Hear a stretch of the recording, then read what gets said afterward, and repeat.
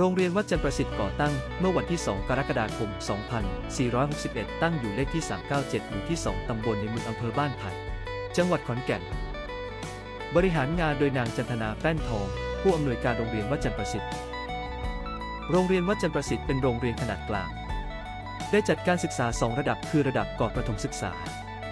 และระดับประถมศึกษา ปัจจุบันมีจำนวนนักเรียน